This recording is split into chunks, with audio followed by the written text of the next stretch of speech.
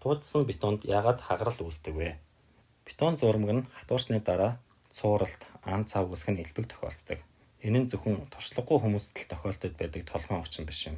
Та хичнээн барилгын салбар туршлагатай байсан ч гэсэн яагаад энэ асуудал үүсэж байгаа шалтгааныг нь мэдэхгүй бол дахин давтагдаад үүсээд л байна. Ингэж ан цав үүсгэхэд хэд хэдэн хүчин зүйлс нөлөөлдөг. Бетон зурмагийн төлөв байдал, цутгалтын хурд, хэв хашмлын бат бөх байдал, цутгалтын дараах арчилгаа зэргээс шалтгаалж өөрийн онцлогтой ан цавууд үүсэж байдаг. Энэ удаа зөвхөн бетон зурмагийн төлөв байдлаас шалтгаалсан ан цавын тухай мэдэж авцгаая.